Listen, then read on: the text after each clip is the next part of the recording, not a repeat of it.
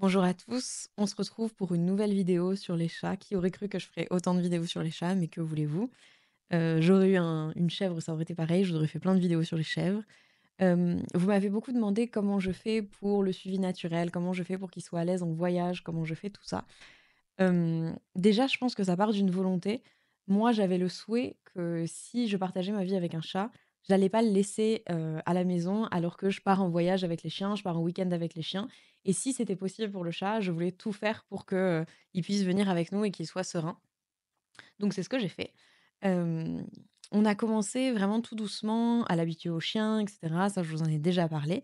Mais surtout on a commencé petit à petit à l'habituer à dehors parce que c'était un chat, je rappelle qu'il a 2 ans, donc c'est possible même sur les chats adultes. On a commencé à lui montrer un petit peu l'extérieur et puis, il est venu, il me semble qu'il était dans les bras ou dans un sac, non, il logeait pas dans le sac qu'on avait acheté parce que c'est un grand chat.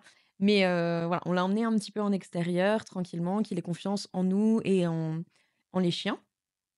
Et puis, avant qu'il fasse du suivi naturel, on l'a emmené en forêt.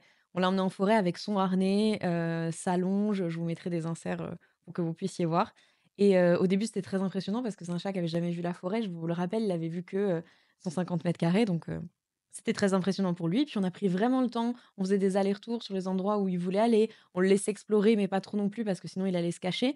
Mais voilà, c'est quelque chose qu'on faisait une fois par semaine et puis il a pris plaisir et puis après on a été surpris à ce qu'il vienne de lui-même, en balade avec nous. En fait, on promène les chiens, plusieurs fois par jour et il venait le matin et le soir avec nous quand il faisait nuit, qu'il y avait pas beaucoup de monde, enfin pas beaucoup de vie, nocturne j'entends.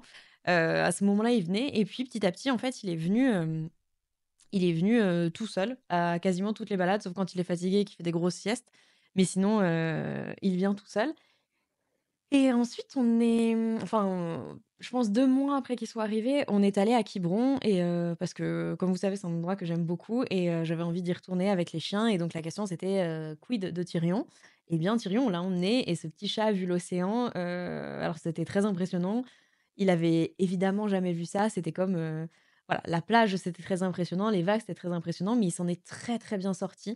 On le prenait dans les bras. En fait, on n'a pas été bêtes, on a été en Bretagne, on n'a pas non plus été, sur la côte méditerranée où il y a beaucoup, beaucoup de monde. En Bretagne, il y avait des gens qui se baladaient et puis c'était septembre ou octobre, quelque chose comme ça, donc il y avait pas tant de monde que ça, mais quand même, il a croisé pas mal d'humains et au-delà de ça, il a surtout vu un environnement qu'il ne connaissait pas du tout donc ça a été la même chose. On a pris notre temps. Il y a une balade, de la côte sauvage, qui est très chouette mais très impressionnante parce qu'il y a des falaises où il y a l'océan, les vagues qui claquent. Enfin, la Bretagne, le sud de la Bretagne, c'est très beau déjà, mais c'est très sauvage et il était très impressionné. Il a fait des grands yeux, mais il a jamais essayé de partir, et puis on n'a jamais forcé. C'est-à-dire que les balades étaient relativement courtes par rapport à ce que les chiens auraient pu faire, par exemple, mais c'était lui la priorité parce que c'était lui qui avait besoin de découvrir ça tranquillement.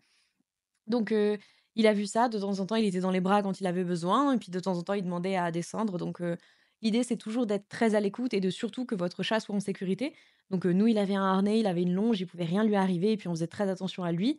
Hem, voilà, en plus de ça, bah, ça, je vous l'ai déjà dit pour, les chiens, mais c'est pareil du coup, lui emmener tout ce qu'il aime. Donc il avait évidemment, sa nourriture, son requin qu'il aime beaucoup. Il faudra que je vous montre quand même ce requin, je vous ferai un petit insert pour vous montrer, dans lequel il est bien, dans lequel il connaît, il adore, il est tout le temps dedans. Lui emmener, sa litière, lui emmener tout ça pour que ce soit très familier et puis, évidemment, on a dormi dans un B&B, donc c'était encore un nouvel endroit, donc c'était vraiment beaucoup, beaucoup pour lui et en fait, il s'en est très bien sorti parce que, déjà, je pense que c'est un chat qui est très courageux et puis, c'est un chat qui est très curieux, donc je pense que même si de prime abord, on pouvait penser que c'était un chat, inquiet, peureux, au final, ça s'est avéré un très grand aventurier et oh mon bébé et au final, bah, de toute façon, là, on va repartir. On part pas non plus en vacances, tous les week-ends, mais là, on va partir, pour le premier de l'an, donc on va voir comment ça va se passer. Ce sera encore à l'océan. Mais voilà, je pense que, heu, il y a pas je sais que vous aimeriez, une méthode, point par point, comment on fait, mais je pense que faut vraiment écouter vos animaux, faut vraiment les connaître, faut vraiment prendre le temps, vraiment voir quand ils sont pas à l'aise, essayer de les réconforter, voir que si vraiment c'est pas la peine, et ben, on rentre, c'est pas grave, on réessaiera demain.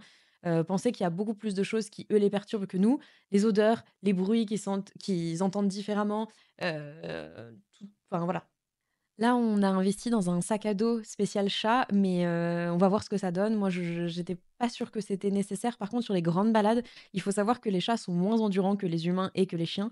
Donc ça peut être, bien pour qu'ils puissent se reposer tranquillement à l'abri, en sécurité. Donc voilà, tout ça, c'est toujours la même chose, c'est avec de l'amour, vous arriverez à plein de choses. Par contre, je suis bien consciente que peut-être j'ai beaucoup de chance, peut-être c'est le cas, peut-être c'est ça, mais je suis bien consciente que tous les chats ne peuvent pas faire ça. Vous avez été beaucoup à me dire: «Ah moi mon chat il ferait jamais ça». Je suis toujours très partagée là-dessus parce que je pense que voilà, Tyrion il y a vraiment, 4 mois, tout le monde aurait dit: «Il aurait jamais fait ça» et pourtant il le fait et pourtant il est content et pourtant il y a plein de choses qu'il fait sans laisse, sans rien, il le fait, tout seul. Voilà. Je prenez le temps de les connaître, prenez le temps de partir à la rencontre, c'est des êtres aussi, ils ont ce qu'ils aiment pas, ce dont ils sont capables, ce dont ils sont pas capables. Donc en tout cas, si vous essayez, faites-le avec beaucoup d'amour et de la patience et voilà, j'espère que vous passerez des bons moments avec eux, parce que c'est quand même des souvenirs extraordinaires de partir en vacances avec ces animaux. Je vous dis à très bientôt et si vous avez les moindres questions sur Tyrion ou sur les chiens ou sur quoi que ce soit, faites-moi signe et puis, je ferai une vidéo. À très bientôt.